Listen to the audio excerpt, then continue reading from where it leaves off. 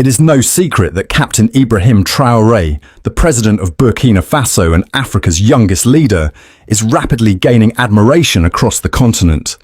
His leadership has sparked a wave of support that transcends national borders, making many African leaders uneasy as they witness their citizens express unprecedented love for a foreign president. This phenomenon became even more evident during his recent visit to Ghana for the inauguration of President John Mahama.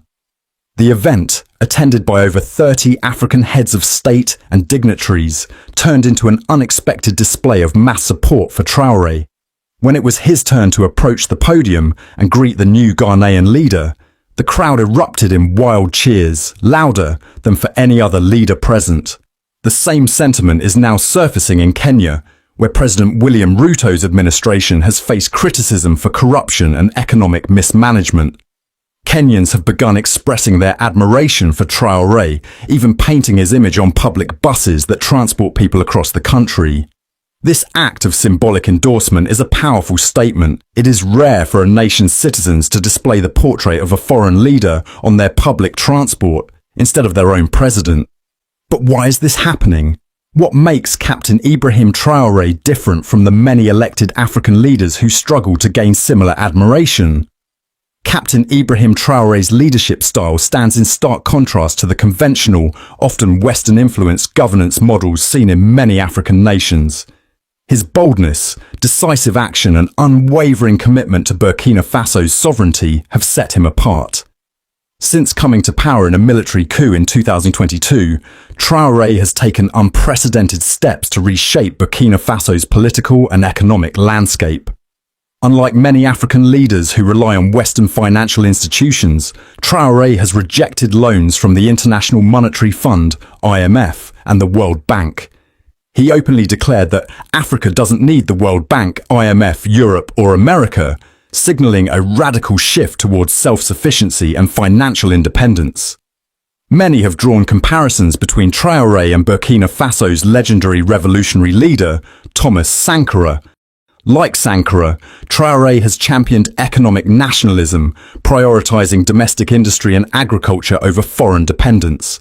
Sankara, often called Africa's Che Guevara, was known for his anti-imperialist stance, efforts to reduce reliance on Western aid, and policies aimed at making Burkina Faso self-sufficient. Traore is following in these footsteps. Since taking power, Burkina Faso's GDP has grown from $18.8 billion to $22.1 billion. He reduced salaries of ministers and parliamentarians by 30%, while increasing civil servant salaries by 50%. He paid off Burkina Faso's local debts, a rare feat for an African country. He banned the export of unprocessed gold, ensuring that Burkina Faso benefits from its natural resources instead of foreign corporations. He established Burkina Faso's first tomato processing plants, cutting reliance on imported food products. He is building the Ouagadougou-Donsane Airport, set to be completed in 2025, with a capacity to handle 1 million passengers annually. These actions resonate deeply with Africans who have long been frustrated by corrupt leaders who serve foreign interests while neglecting their people. One of Traore's most radical moves has been his aggressive push for decolonization. Alongside Mali's Assimi Goïta and Niger's Abdourahmane Tiani, he has expelled French military forces, shut down French-owned media outlets, and started nationalizing key industries. In many African nations, France still maintains strong economic and political influence, particularly through the CFA franc, a currency controlled by the French treasury. This system has been widely criticized for limiting economic independence and keeping former French colonies in a state of financial subjugation. Traore has rejected this system outright, cutting military and economic ties with France. His government banned French military operations in Burkina Faso and expelled all French troops from the country. He also prohibited French media channels such as RFI and France 24 from operating in Burkina Faso, arguing that they serve as propaganda tools for neo-colonial control. These moves have made him a hero to many Africans who believe that true independence can only be achieved by breaking away from Western economic and military influence. While many African leaders rely on IMF loans to stabilize their economies, Traore has focused on boosting local production. His government has invested heavily in agriculture, providing farmers with essential resources to increase production. Over 400 tractors, 239 tillers, 710 motor pumps, and 714 motorcycles have been distributed to farmers.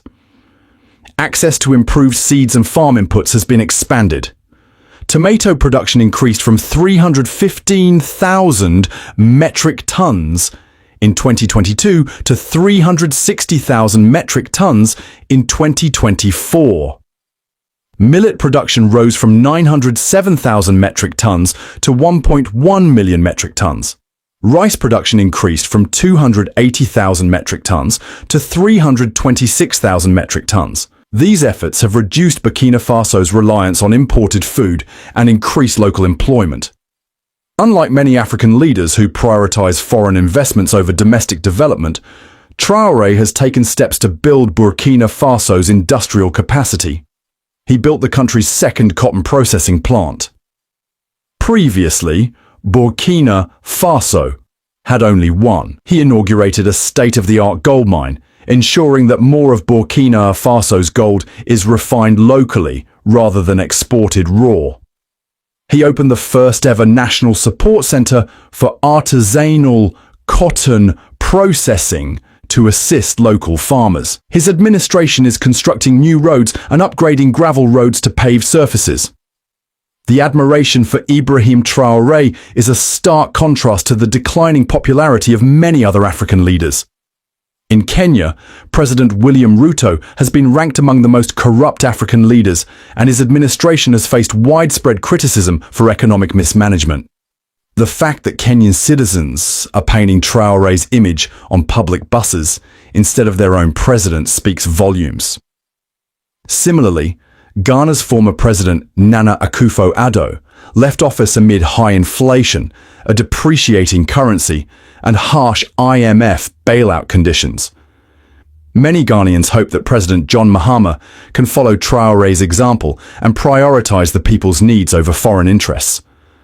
Across Africa, leaders who have embraced Western-backed governance models are witnessing a shift in public sentiment. People are beginning to question whether democracy, as it currently exists in Africa, truly serves their interests.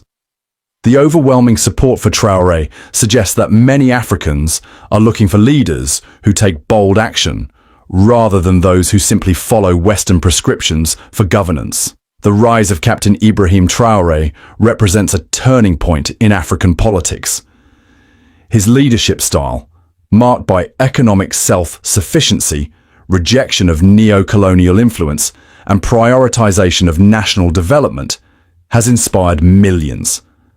Africans are tired of corruption, empty promises, and foreign exploitation.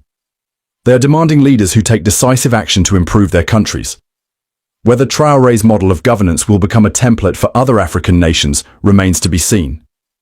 However, one thing is clear: a new wave of African leadership is emerging.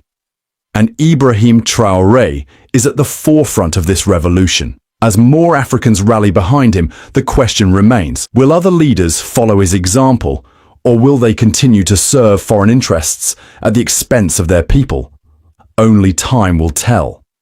The overwhelming support for Traore in Ghana, Kenya, and beyond is a wake-up call for other African leaders. Citizens are no longer content with corrupt politicians who serve foreign interests at the expense of their own people. They want bold, decisive, and patriotic leadership, qualities that Traore embodies. If other African leaders fail to heed this growing demand for genuine change, they risk being left behind in the wave of political transformation that is sweeping across the continent. The age of subservient, complacent, and corrupt leadership is coming to an end. A new era of African sovereignty, self-reliance, and people-centered governance has begun, and Captain Ibrahim Traore is leading the charge. Unlike many African presidents who prioritize relationships with Western powers over the welfare of their citizens, Traore has made it clear that his allegiance lies with the people of Burkina Faso. His policies reflect a commitment to self-reliance, national pride, and economic independence. His decision to reject Western aid and prioritize domestic investment is a stark contrast to leaders who plunge their countries into debt through IMF and World Bank loans. His emphasis on agriculture, industrialization, and economic nationalism is a direct challenge to the exploitative systems that have kept Africa underdeveloped for decades.